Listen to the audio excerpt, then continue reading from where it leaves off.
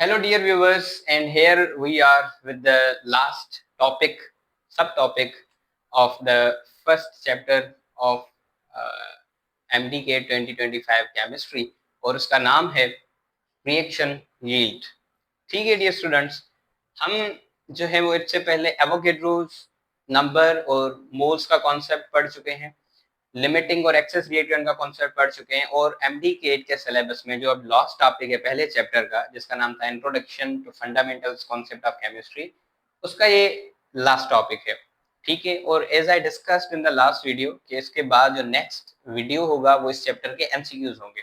So we are discussing the chapter number 1 last topic, that is reaction yield. अच्छा जी, reaction yield क्या है?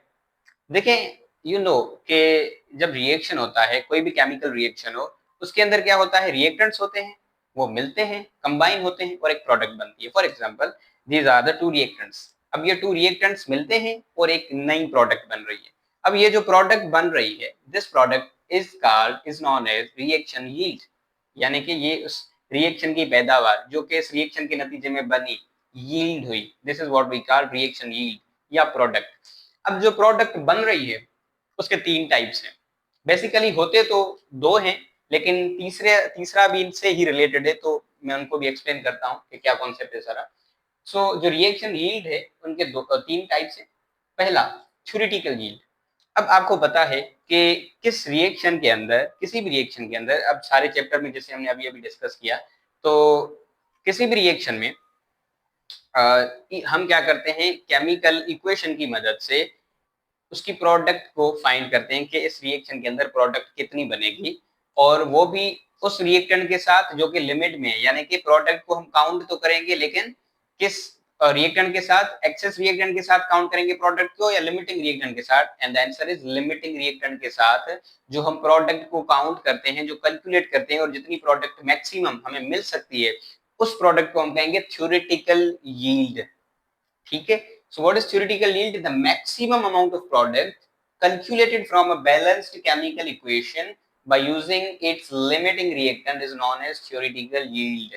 किसी भी केमिकल इक्वेशन के अंदर हम लिमिटिंग रिएक्टेंट को इस्तेमाल करते हुए जो मैक्सिमम प्रोडक्ट कैलकुलेट करते हैं, जिससे ज्यादा प्रोडक्ट नहीं बन सकती, पॉसिबल ही नहीं है, उस प्रोडक्ट को हम कहते हैं थ्योरेटिकल यील्ड। और अब जो दूसरा है, दैट इज एक्चुअल यील्ड और प्रैक्टिकल यील्ड। डियर स्टूडेंट्स, आप चाहे कितने भी लेबोरेटरी को यूज करने में माहिर हो, कितनी भी आपकी जो है वो प्रैक्टिस हो रिएक्शंस को प्रोसीड करवाने में, लेकिन आप उतनी प्रोडक्ट नहीं बना सकते जिनकी जितनी आप कैलकुलेट करते हैं। ठीक है, बात को समझिएगा, जितनी प्रोडक्ट आप कैलकुलेट करते हैं किसी भी केमिकल रिएक्शन में, उतनी प्रोडक्ट कभी बनती नहीं है। ठीक है, यानी कि जो रियल में, जो प्रैक्टिकली हमें प्रोडक्ट मिलती है, वो उससे कम मिलती है जितनी कि हम कैलकुलेट करते हैं। अब कम क्यों मिलती है, इसके कुछ रीजंस हैं।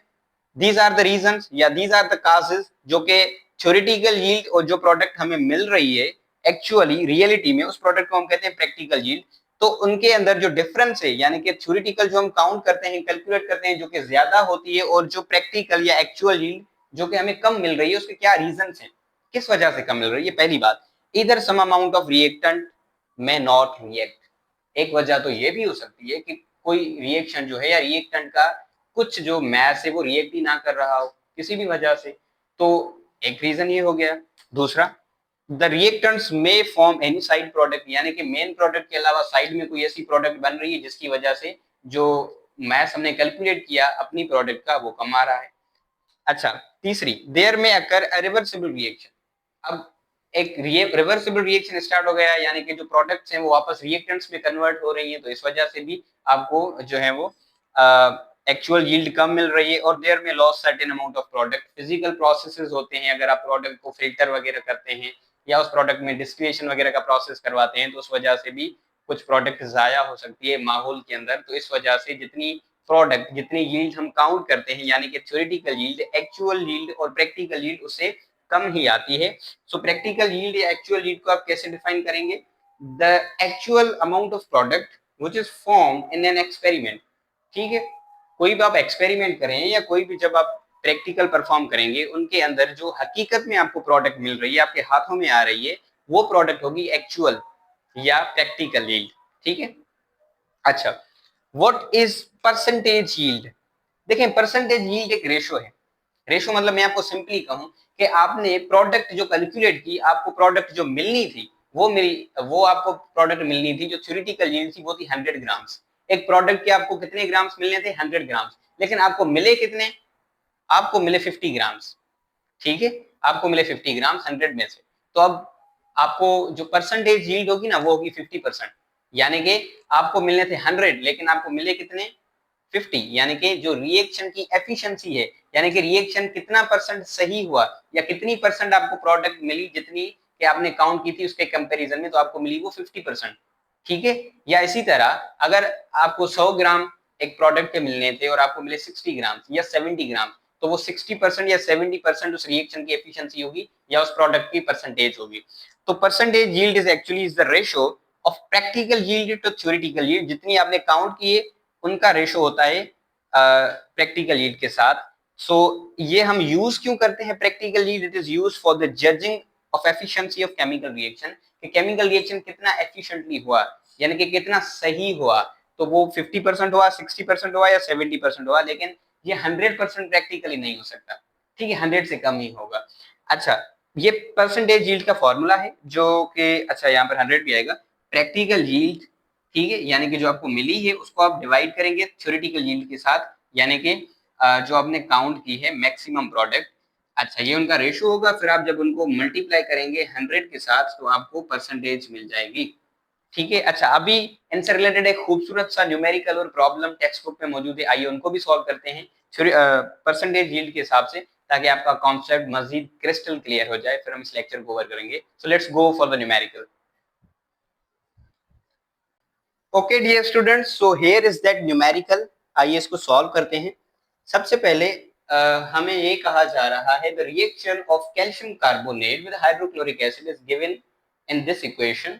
इस इक्वेशन की मदद से हमें एक रिएक्शन दिखाया जा रहा है कैल्शियम कार्बोनेट यानी कि CaCO3 और हाइड्रोक्लोरिक एसिड यानी कि HCl के बीच में, और ये उसकी एक इक्वेशन है।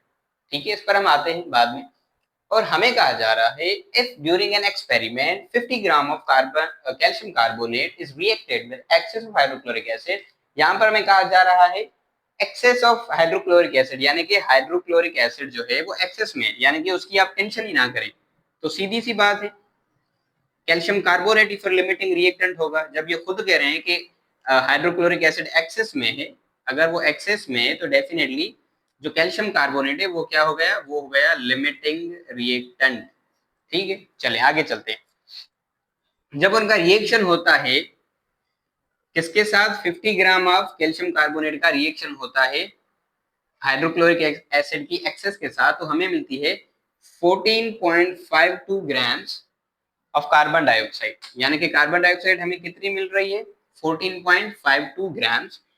अच्छा, अब हमें कैलकुलेट क्या करना है? थ्योरेटिकल एंड परसेंटेज यील्ड, क्योंकि ये हमें एक्चुअल यील्ड तो दी हुई है जो कि 14.52 ग्राम से, और हमें क्या कैलकुलेट करना है? Theoretical yield. थ्योरेटिकल यील्ड मतलब इसको कितना बनना चाहिए था। थ्योरेटिकल यील्ड का क्या मतलब है कि ये मैक्सिमम कार्बन डाइऑक्साइड कितनी बन सकती थी, और बनी कितनी है? इतनी 14.52 ग्राम।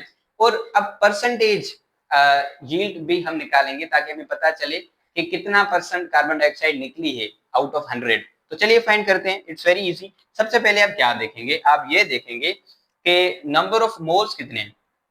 नंबर ऑफ मोल्स देखिए, यहां पर क्या हो रहा है कि अगर एक मोल 1 मोल ऑफ कैल्शियम कार्बोनेट जब रिएक्ट करता है तो 1 मोल ऑफ कार्बन डाइऑक्साइड बन रहा है। यहाँ यानी कि यहाँ पर 1:1 का रेशो है, 1:1 का रिलेशन है।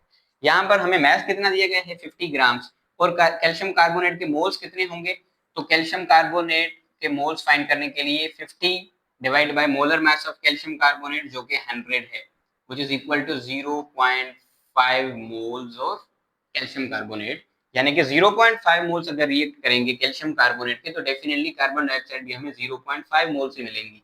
और अब अगर हम मैथ देखें तो मैथ होगा कार्बन डाइऑक्साइड का 0.5 moles of carbon dioxide multiplied with its molar mass जो कि 44 है, ए बराबर होगा 22 ग्राम्स के। यानी कि ये हो गई हमारी थ्योरेटिकल यील्ड। थ्योरेटिकल यील्ड मतलब ये कि कार्बन डाइऑक्साइड को बनना कितना चाहिए था? इसको बनना चाहिए था 22 ग्राम्स, और ये बनी कितनी है? ये बनी है 14.52 ग्राम। अब इसकी परसेंटेज यील्ड हम निकालते हैं। जो परसेंटेज यील्ड है, परसेंटेज यील्ड वो बराबर है, अच्छा, actual yield divide by theoretical yield. अच्छा, एक्चुअल यील्ड जो है यानी कि जो हमें मिली है वो कितनी है, वो है 14.52 ग्राम्स। और थ्योरेटिकल यील्ड कितनी है, मैक्सिमम जो मिल सकती है, जो अभी हमने फाइंड की, वो है 22 ग्राम्स, 22 ग्राम्स। और जब आप इनको डिवाइड करेंगे और उसके बाद आप इनको मल्टीप्लाई करेंगे 100 के साथ, ठीक है, परसेंटेज के लिए हम 100 के साथ मल्टीप्लाई करते हैं, so the answer would be 66%। 66%, यानी कि आपने जो प्रोडक्ट काउंट की वो थी 22 ग्राम्स, और आपको प्रोडक्ट मिल कितनी रही है, 14.52 ग्राम्स, यानी कि प्रोडक्ट का आपको कितना परसेंटेज मिल रहा है, 66%। या रिएक्शन जो है वो कितना एफिशिएंटली हो रहा है, कितना सही तरीके से हो रहा है, 66% सही तरीके से हो रहा है। So this chapter of MD के 2025 सिलेबस, पहला चैप्टर, ये यहाँ पर आकर ओवर कंप्लीट होता है। अब हम मिलेंगे एक नेक्स्ट वीडियो में जिसमें हम इस चैप्टर के एमसीक्यू सॉल्व करेंगे, और उसके बाद we will pick another chapter from the syllabus. So see you in the next video. Take care. Thank you.